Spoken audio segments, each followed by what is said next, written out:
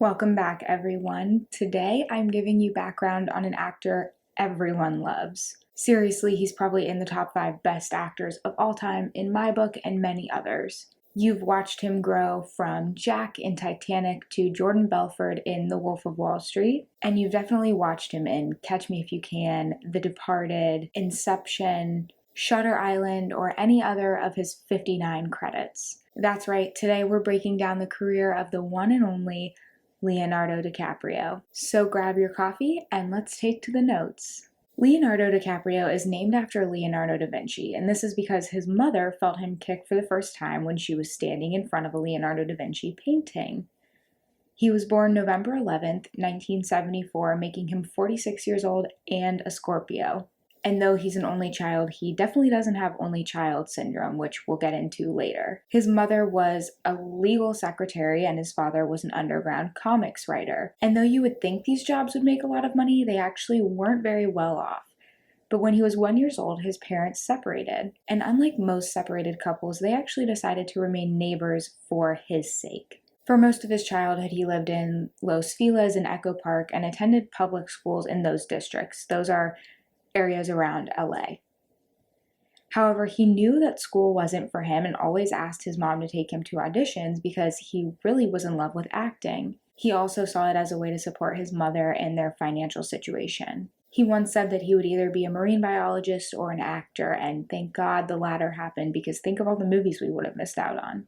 And when he saw his stepbrother make $50,000 off of one commercial, he knew acting was the way to go. And it didn't take him long to achieve this goal, because at just 14, he started to get booked on commercials for Mattel Matchbox cars, Kraft Foods, Apple Jacks, Bubble Yum, all huge brands. And following these appearances, he was featured on 2 episodes of the new Lassie TV show.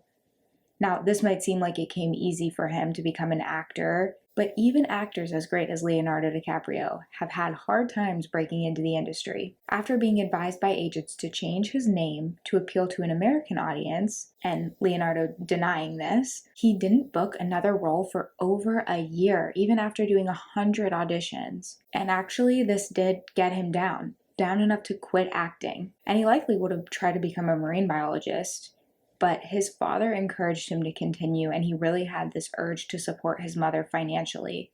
So he quickly picked it back up, and in the early 1990s, he started getting booked on TV roles again. He was on shows like The Outsiders and Parenthood, and his performance in these got him his first recognition and won him the award for Best Young Actor in a Daytime Series and Best Young Actor in a New TV Series in the 12th Youth in Film Awards. Nowadays, he's cast in films that are completely timeless, but it didn't start out that way.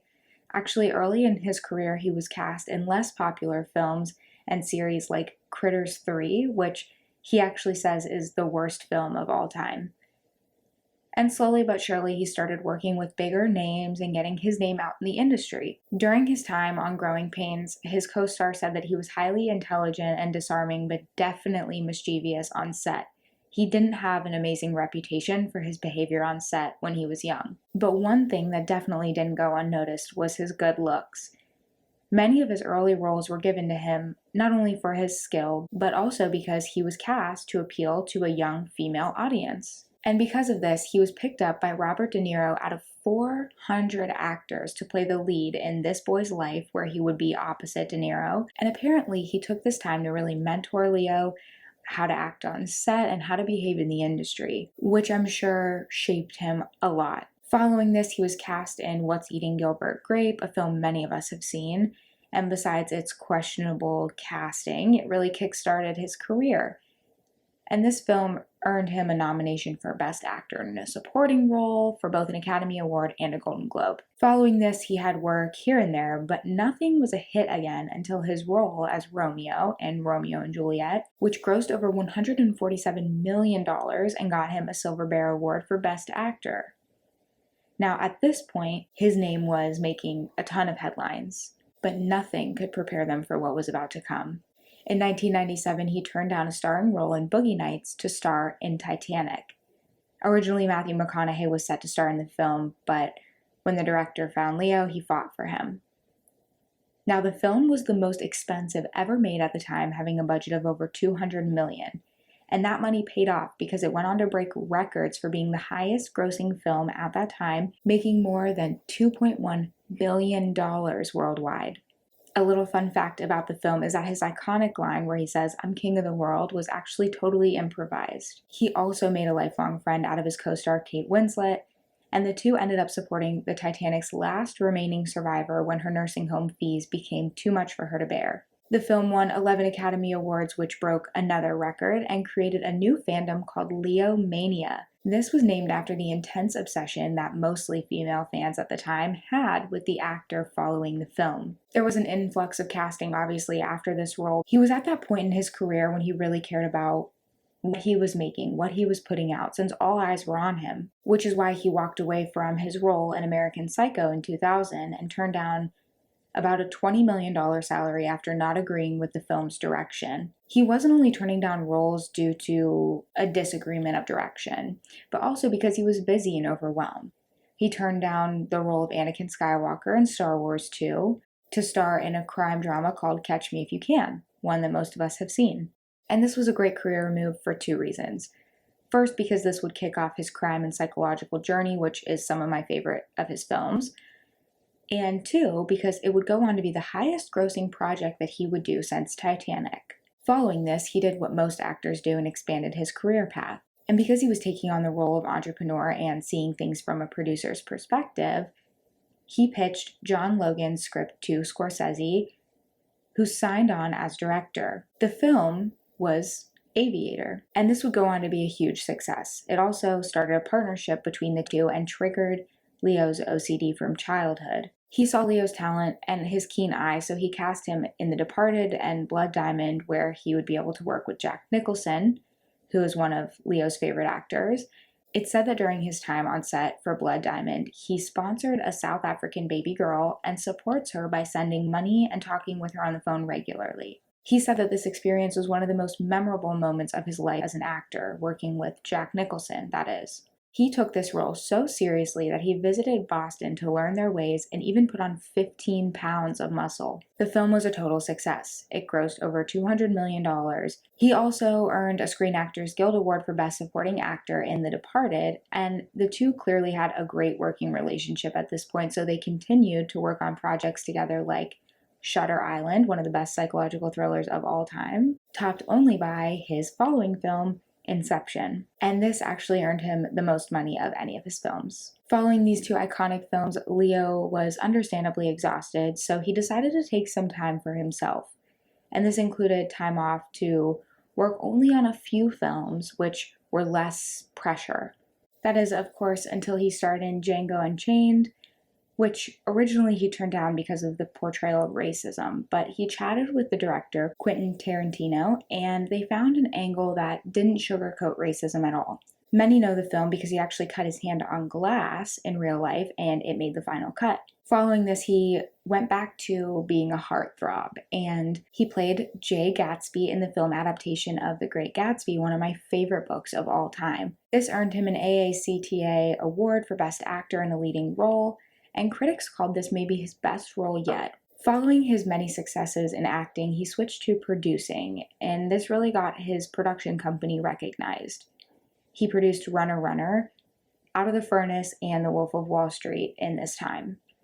For The Wolf of Wall Street, he had to partake in a bidding war against Brad Pitt for the rights to the memoir of Jordan Belford. It's ironic that he wanted to tell this story so much, which revolves heavily around the use of Quaaludes and other drugs, considering that he claims to have never done a drug in real life, though he does smoke e-cigarettes.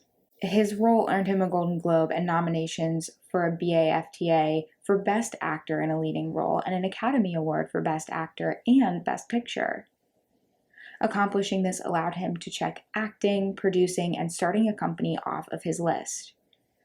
What was left was his wish to do good for the environment, which was really his focus for the next few years and even continues nowadays. Leonardo found a way to combine his love of film with activism for the planet. He produced and narrated films about the world's last mountain gorillas, which won him an Emmy for Outstanding Documentary.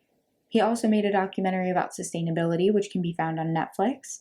He was an executive producer on Catching the Sun, which is a documentary about solar power. He also was an executive producer for The Ivory Game, which focuses on the ivory trade happening around the world. He did Before the Flood, which looks at climate change, and Ice on Fire, a film about global warming. Following this, he dabbled in acting again with The Revenant, but this really took a lot of time for him. He decided to get deep into this character and learn all about the culture.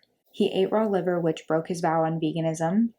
He suffered hypothermia, learned to build a fire and speak 2 Native American languages, and learned ancient healing techniques as well. And though this film earned him many awards, it was also said to be his most difficult film ever. He then starred in Once Upon a Time in Hollywood, which was a new type of character for him, adding a little bit of comedy to his role, and co-starred with Brad Pitt, the same man he went up against for the bidding war on Wolf of Wall Street. He continued to produce in the crime area with Live by Night, Delirium, and Robin Hood. And unlike many actors that we talk about, Leo has a ton coming up, even in the midst of a global pandemic.